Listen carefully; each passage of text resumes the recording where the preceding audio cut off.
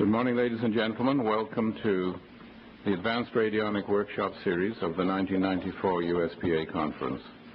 This morning, our guest and speaker is Dale Pond, who is a past editor of the Journal of Sympathetic Vibratory Physics, which relates to the works of John Worrell Keely. He's a writer, lecturer, and teacher. Presently, he's building a super heat pump, which is based on the technology of Tesla, Keely, and others. This morning, he will be dealing with sympathetic vibratory physics and the science of harmony and music set in triune combinations, which Keely used to operate his etheric generators. Dale Pond. Thank you. Good morning. I'm glad you could all come to witness this fantastic week we have here about radionics and vibration theory. I'm going to talk to you a little bit about John Keely, his history, what he did, what we think he did, the 10 years of research that I've personally put into the subject. And we happen to have a motor here with us today that John Keely himself made.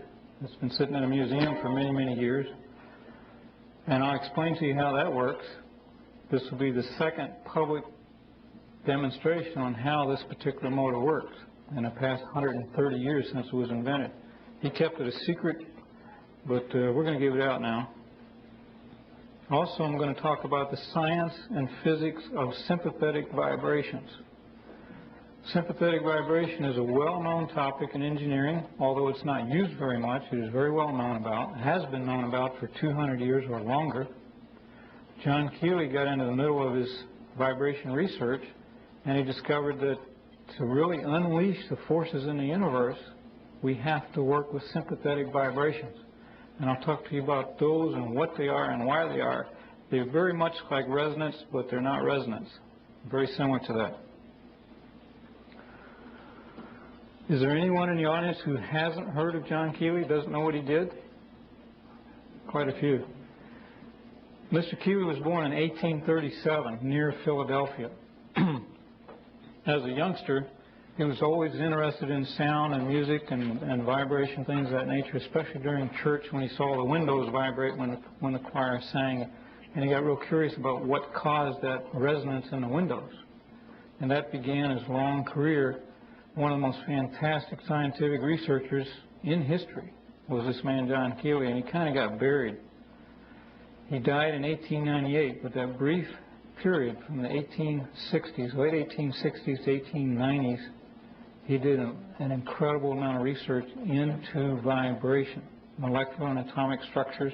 He worked with radioactivity, or radiation rather, not radioactivity as we know it. It was quite a bit different. His was benign, was absolutely harmless when understood and worked with properly.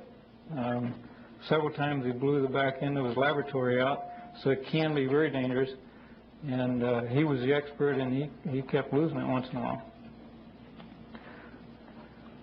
In 1872, some investors came to him. He had built the first prototype of this particular motor in the late 1860s.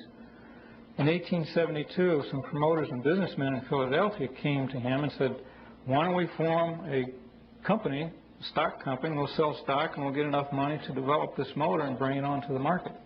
So that began the time of the Keely Motor Company business, which has a very colorful history. Over a period of 10 years or so, they managed to develop $6 million of investments into the development of this motor. However, most of that money went to the guys who had the stock, which was these business people, and Keely never really saw much of it. He only had enough of it to keep building new machines and older machines. This particular motor operates on water and sound. He made 129 versions of this motor. We don't know which model this one is, although we're pretty sure it was one of the later versions. It was very, very refined. The one single patent that Keely filed that we've been able to locate was filed in 1874 on this motor, but it was a very crude design. And we have copies of that patent. We have a little bookstore over in the other room where we have all of this material we've been able to get our hands on and is available on that subject. Fundamentally, this motor would draw in water, just plain old water, into itself using a vacuum, and I'll explain the different components to it as we go along. Once the motor got to vibrating, and it would start to vibrate on its own, this water would begin to pulsate. And pulsations in a water stream is called water hammer. When they shut off a water stream, you get this water hammer effect. And that is where an etheric vapor is evolved in the process of water hammer.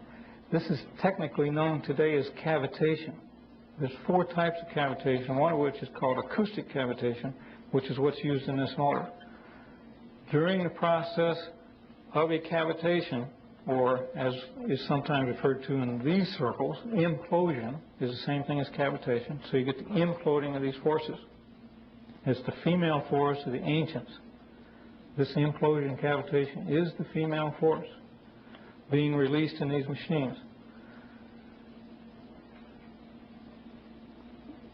It has been established in modern engineering. You can find it in any book on cavitation. There's only 2 books on cavitation ever been written that I've been able to track down, and both of them say the same thing.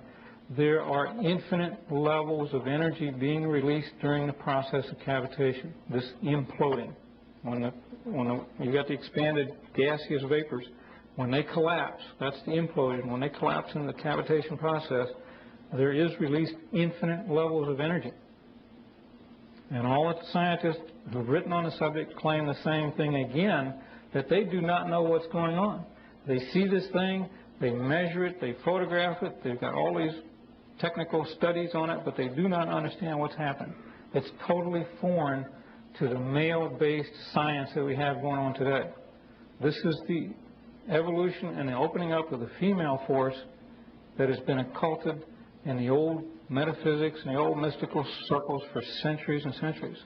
John Keely stumbled on it, and this was his gallant effort to harness these incredible forces. I believe it was in 1888 or 1889, Keely decided he was not going to pursue this type of motor development any longer.